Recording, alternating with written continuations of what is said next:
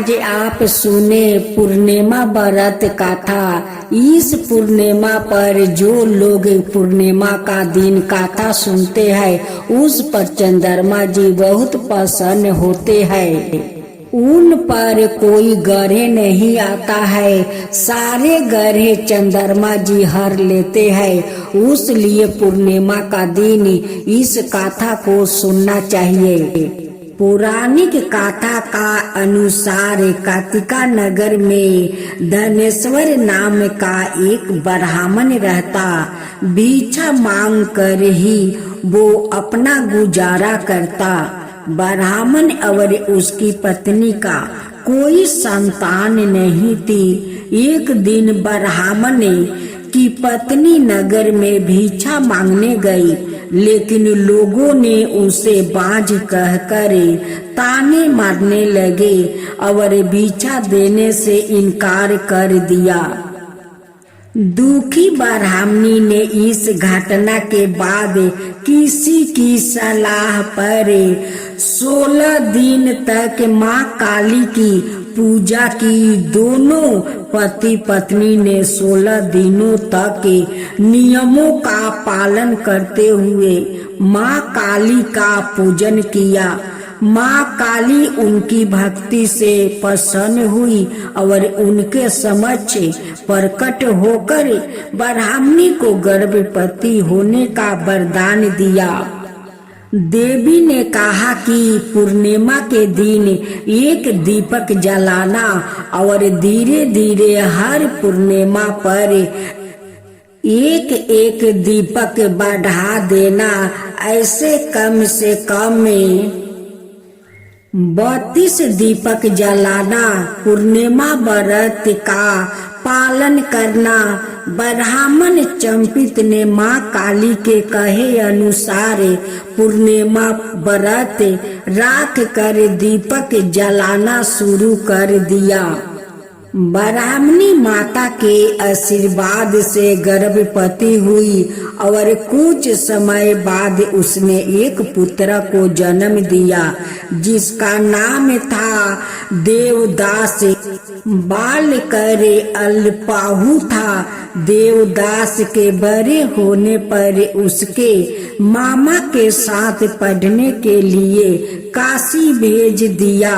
काशी में एक दुर्घटना घटी जिसके कारण धोखे से उसका विवाह हो गया।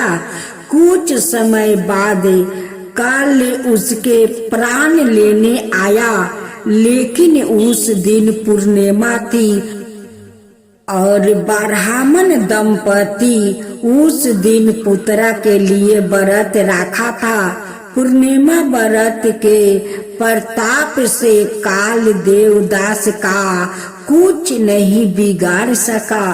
तब से पूर्णिमा व्रत की मान्यता बढ़ गई। यह व्रत कष्टों का नाश करता है, संतान दाम्पत्य जीवन में सुखिया लाता है, धन में वृद्धि होती है।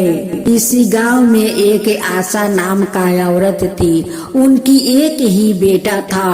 अपना बेटा को शादी करवा चुकी थी। उनकी बेटा का शादी किए हुए 5 बरस हो गया था, लेकिन उनका कोई संतान नहीं हुआ।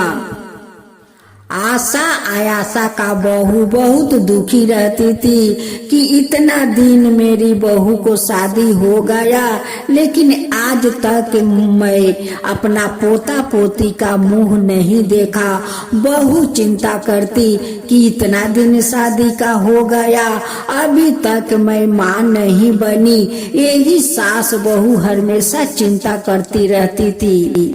जब आशा का बहू कहीं जाती थी तो सभी एक के बात कहते कि देखो देखो वो बजिनिया आ रही है, देखो वो बजिनिया आ रही है। सब लोग बाजिन के नाम से बोलाता।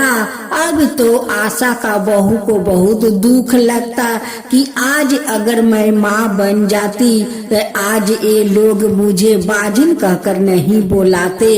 आज भगवान हमें क्यों ये दिन दिखा रहे हैं। जब सास कहीं जाती तो यही बात लोग कहते कि देखो देखो बजिनिया के सास आ रही है।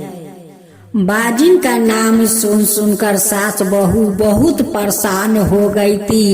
एक दिन सास बहू कहती है कि आज हम लोग घर से नहीं निकलेंगे और नहीं आदमी को मुंह से ये बाजिन को नाम सुनेंगे। उस दिन पूर्णिमा था, लेकिन सास बहू का पता नहीं था कि आज के दिन तो पूर्णिमा है। उस दिन सास बहू नहीं उन्हान जलाया और नहीं खाना बनाया। दोनों सास बहू अंगने में बैठकर शाम के पहर एक दीपक जलाकर बहुत उदास होकर बैठी हुई थी। बहू को तो आंख से झर आंसू बह रहे थे। चांद एक बूढ़ी का रूप धारण करती है। धारण करते हुए उस सास बहू के पास आती है और उनकी आंख के आंसू का वजह पूछती है कि बेटी तेरी आंख में इतना सारा आंसू क्यों है? क्या हुआ बेटी? तुम दोनों उदास बैठी है, वो भी एक दीपक जलाकर, क्या बात है? सासू माँ कहती है कि क्या बताऊं, मेरा एक ही बेटा बहू है। बेटा का 5 बरस शादी किया हो गया, लेकिन आज तक मेरी बहू का कोई संतान नहीं हुआ। उस लिए हम लोग दुखित है। जिधर जाते हैं उधर सब लोग बाजिन के नाम से मेरी बहू को बुलाती है। मुझे लोग कहते हैं कि देखो बजिनिया के सास आ रही है। हम लोग क्या करे कि हम लोग का घर में संतान आए। चांद कहती है कि देखो आज का तो शुभ दिन है, आज तो भरल पूर्णिमा है। आज के दिन जो लोग एक समय उपास रहते हैं, इस पूर्णिमा में जो लोग सत्यनारायण भगवान के कथा कहवाते हैं, उनका तो शुभ ही शुभ हो जाता है बेटी। आशा कहती है कि हम दोनों सास बहू आज तो पानी तक नहीं पिया है। सारा दिन दुखी के कारण हम लोग उपास रह गए हैं। चांद कहती है कि ये तो बहुत अच्छा का बात है। आप दोनों को तो सत्यनारायण भगवान का व्रत भी हो गया। देखो बेटी हमारा बात मानो, हर पूर्णिमा के दिन तुम अपना घर अंगना गोबर से लीपो। एक केरा के पाता में हो सके तो कुछ फल मूंग राख कर एक घी का दीप जला देना और वहाँ पर बैठ कर सत्यनारायण भगवान का कथा सुन लेना। देखना तेरा जरूर गोद भर जाएगा, तेरा घर में संतान आएगा। तू जरूर माँ बन जाएगी बेटी, माँ बन जाएगी। तू बस सत्यनारायण भगवान का हर पूर्णिमा के दिन तू एक समय उपास रहकर उस केरे के पाता पर कुछ फल मूंग राख कर तू कथा जरूर सुनना बेटी, कथा जरूर सुनना। अब तो बूढ़ी माई का बात सुनकर सास बहू हर पूर्णिमा के दिन अपना घर अंगना गोबर से लिपती है।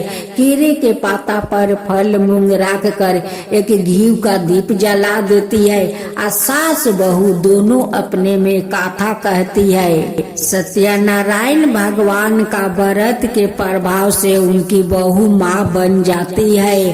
कुछ दिन का बाद उनकी बहू खूब सुंदर एक बेटा को जन्म देती है। अब तो उनके घर में खुशी का महल छा गया।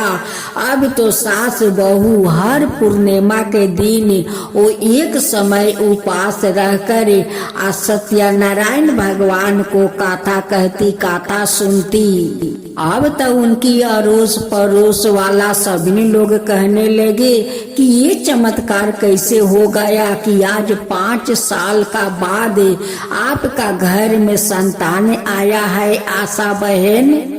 आशा कहती है कि ये तो चमत्कार उस बूढ़ी माई के चलते हुआ है कि जो बूढ़ी माई हम लोग का एक ज्ञान दी है कि हर पूर्णिमा के दिन एक समय उपवास रहो, कुछ फल मूंग लेकर केरे के पाता पर राख कर घी के दीप जलाकर सत्यनारायण भगवान के कथा सुनो। वही व्रत के ये प्रभाव है कि आज मेरे घर में संतान आया है। तुम लोग चाहो तो हर पूर्णिमा के दिन एक समय उपवास रह सकती हो और सत्यनारायण भगवान के कथा कहो सुनो। इससे सत्यनारायण भगवान बहुत खुश होते हैं कि लोग हर पूर्णिमा के दिन एक समय उपवास रहते हैं, श्रद्धा भक्ति से पूर्णिमा व्रत करते हैं। तो मिलकर बोलो सत्यनारायण भगवान की जय, सत्यनारायण भगवान की जय। हे सत्यनारायण भगवान, जैसे उस आशा का घर में संतान आया, उनकी बहू को माँ बना दिया, वैसा ही सबका ऊपर कृपा कीजिए। हे सत्यनारायण भगवान, सबका ऊपर कृपा कीजिए।